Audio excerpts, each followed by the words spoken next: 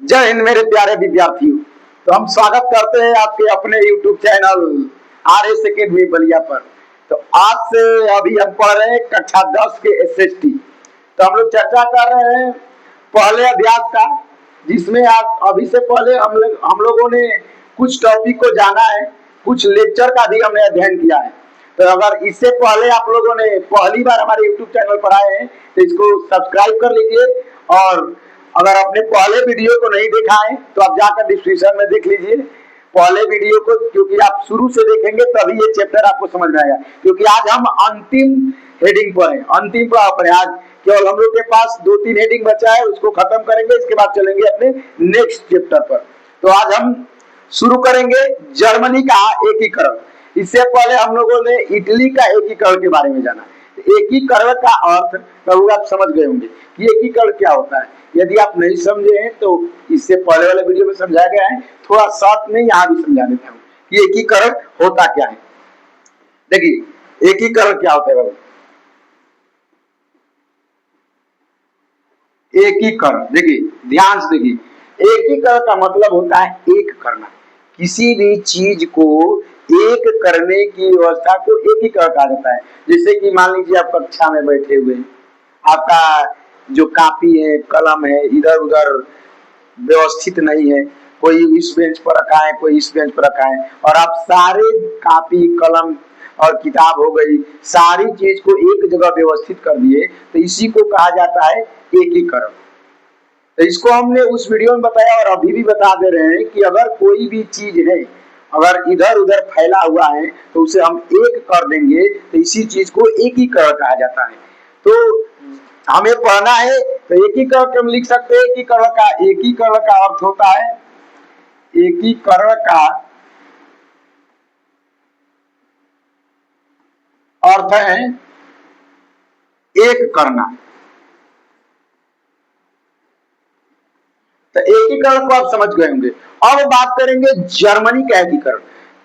तो जर्मनी, सबसे पहला प्रश्न है कि जर्मनी आखिर में है कहां। तो हम लोगों ने शुरू में इस चैप्टर के बारे में पढ़ा है कि चैप्टर का नाम है यूरोप में राष्ट्रवाद। तो जर्मनी भाई यूरोप महाद्वीप में ही स्थित है। जैसे ही इटली का एकीकरण हुआ ना बाबू, तो उसको देख करके जर्मनी के नागरिकों में भी उत्साह जागृत हुआ कि हम भी अपने, और जर्मनी के नागरिकों में, वहां के राजा में, सहयोगियों में, कि जो इधर उधर राज्य छितराया है, इधर उधर फैला हुआ है, उसको हम लोग एक कर देंगे। और इसी चीज को वहां के जो राजा थे, जैसे कि वहां के राजा का नाम यहाँ पर लिखा है, देखो इसको समझ लेते हो। राजा का नाम लिखा है विल्हेम प्रथम, ये वहां के राजा थे। तो जर्मनी जो था ना उस समय, देखिए जर्मनी का अगर नक्शा देखेंगे तो इस तरह से फैला हुआ था, इस तरह से जर्मनी आज भी है थोड़ा।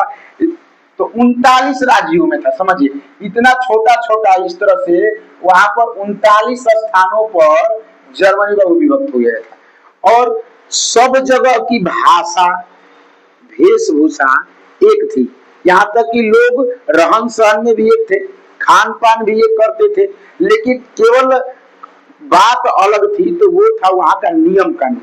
यानी कि नियम कानून हर स्थान पर हर जगह थे। और जैसे कि एग्जाम्पल में आप समझ सकते हैं कि आप उत्तर प्रदेश के बलिया जिले में रहते हैं और आपने कोई अपराध किया, तो आपको सरकार सजा 2 वर्षों की देती है। और यदि आप चले जाइए तमिलनाडु में और आपने कोई अपराध किया, तब भी आपको सजा 2 ही साल की होगी, क्योंकि ये देश संविधान से चलता है। लेकिन वहां पर क्या था कि बाहर से लोग कहते थे कि जर्मनी देश है, लेकिन अंदर जाने के बाद पता चलता था कि भाई ये तो अलग अलग खंडों में टूटा हुआ है। तो इसको ये हुआ ना कि आपको देखिए 19वीं शताब्दी में जर्मनी 39 छोटे छोटे राज्यों में विभक्त था। और जिसको 18 जनवरी 1871 ईस्वी को 18 जनवरी 1871 ईस्वी को विल्हेम प्रथम और ऑटो वन बिस्मार्क ने मिलकर एक कर दिया, जिसे जर्मनी का एकीकरण कहा गया। आप लोगों ने इटली के एकीकरण बारे में जाना तो वहां पर 3 लोगों का महत्वपूर्ण योगदान था, लेकिन यहाँ पर एक व्यक्ति है अपने राजा के साथ मिल करके केवल एक ही व्यक्ति ने योगदान दिया और वो आपके ऑटोवान बिस्मार्क थे। तो आप लोगों ने इस टॉपिक को समझा होगा कि जर्मनी 39 राज्यों में विभक्त था, जिसको 18 जनवरी 1871 ईस्वी को, याद रखिएगा, ये वाला, यहां से ये वाला चीज आप याद रखिएगा हमेशा बाबू, क्योंकि बहुविकल्पी प्रश्न भी आजकल आ रहे हैं और बहुविकल्पी प्रश्न में ये करेगा कि जर्मनी का एकीकरण कब हुआ था। तो याद रखिएगा 18 जनवरी 1871 ईस्वी को जर्मनी का एकीकरण हुआ। एक बाद एक बात और पूछता है कि जर्मनी के एकीकरण में योगदान किसका था। तो जर्मनी के एकीकरण में मुख्य तौर से जो योगदान था वो ऑटो बिस्मार्क का था। उन्होंने अपने राजा विलियम प्रथम का सहयोग किया था। तो इस चीज को आप समझ गए होंगे। तो जर्मनी के एकीकरण बोर्ड के पेपर के लिए बहुत इंपॉर्टेंट है, क्योंकि इस साल इटली का एकीकरण आया था, हो सकता है अगले साल जर्मनी का एकीकरण आए। तो आप इसको याद कर लीजिए और आपके सामने लिखा भी है, ज्यादा लंबा नहीं है, क्योंकि देखिए कहते हैं कि सर ये छोटा लिखा है, छोटा नहीं, अभी इसमें एक प्रश्न और भी आएगा, तो उसको हम अगले नेक्स्ट थी पर चलते हैं। देखिए इसमें क्या है कि जर्मनी के एकीकरण में, जैसे कि आप लोगों ने इटली के एकीकरण में पढ़ा कि किन व्यक्तियों का योगदान है, यहाँ पर जर्मनी के एकीकरण में केवल एक ही व्यक्ति का योगदान है और वो है आपके ऑटोवान बिस्मार्क।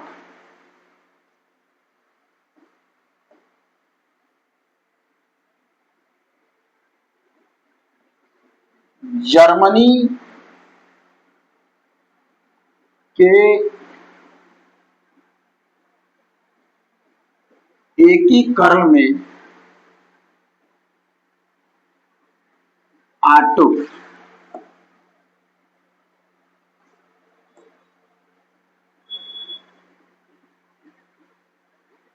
ऑटोवान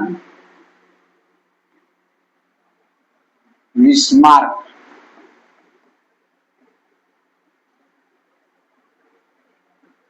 का योगदान।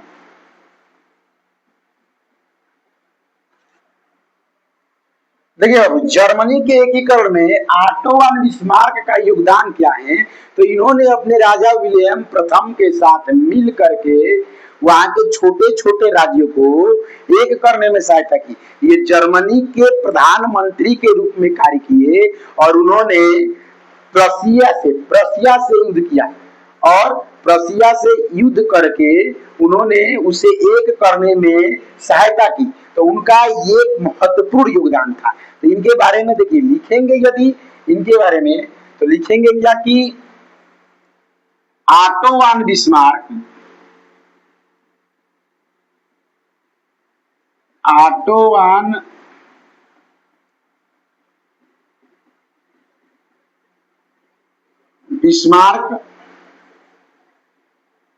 जर्मनी के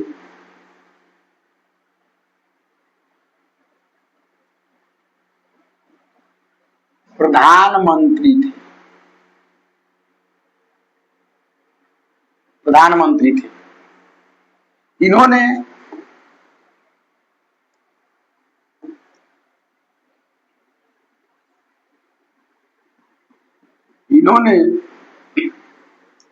अपने राजा के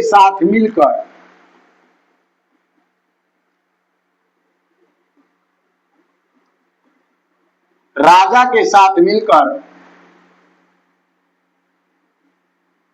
जर्मनी के एकीकरण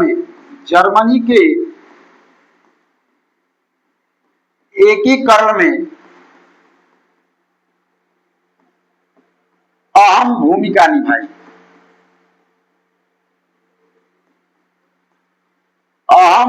निभाई। ये प्रसिया से युद्ध किए,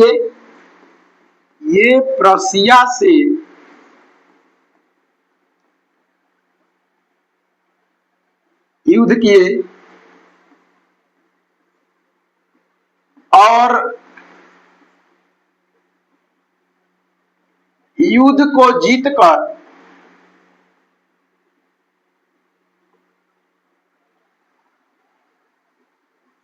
जर्मनी में मिला दिए।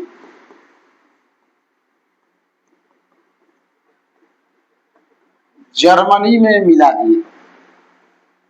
देखिए इनका ये योगदान था, इन्होंने अपने राजा ऑटोमन बिस्मार्क, अपने राजा विल्हेम प्रथम के साथ मिल करके प्रशिया से युद्ध किए और उस क्षेत्र को जीत करके कर दिया। तो इस तरह से जर्मनी का एकीकरण पूरा हुआ।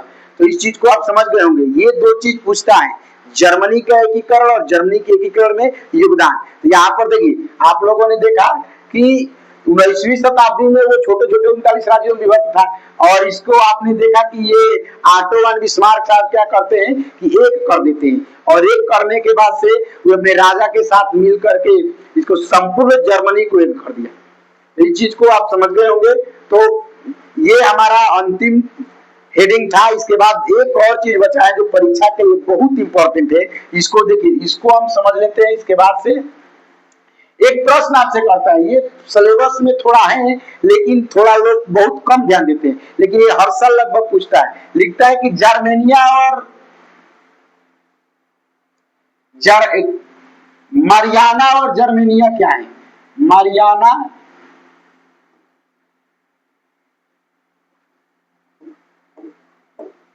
यहाँ पर देखिए प्रश्न ये करता है वो कि मारियाना और जर्मेनिया क्या है।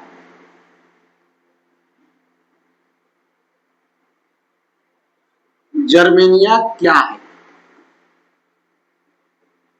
तो ये थोड़ा छोटा सा टॉपिक है लेकिन इंपॉर्टेंट है, ये हर साल पूछता है और छूट जाता है। तो याद रखिए बाबू कि मारियाना और जर्मेनिया क्या है। तो मारियाना के बारे में जानते हैं, तो ये फ्रांस का राष्ट्रीय प्रतीक है जिसको एक महिला के नाम पर रखा गया था।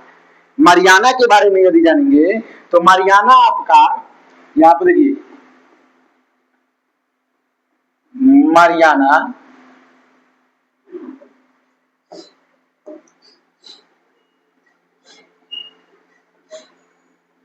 मारियाना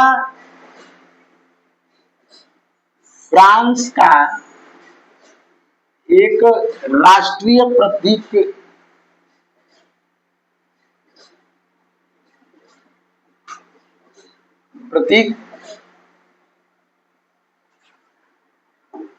है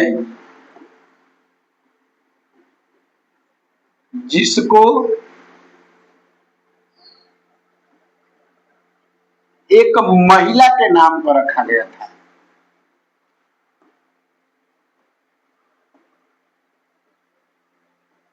जिसको एक महिला के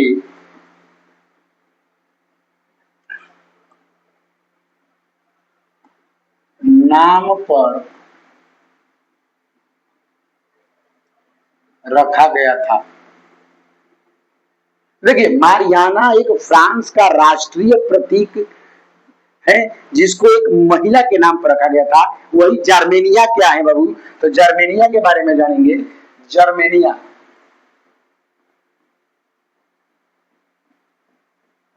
जर्मेनिया जर्मनी का एक राष्ट्रीय प्रतीक है। जर्मेनिया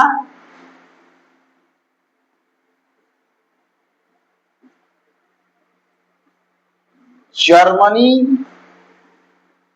का एक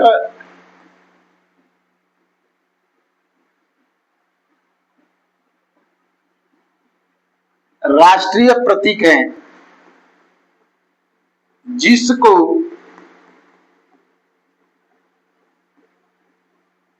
एक महिला के नाम पर रखा गया था।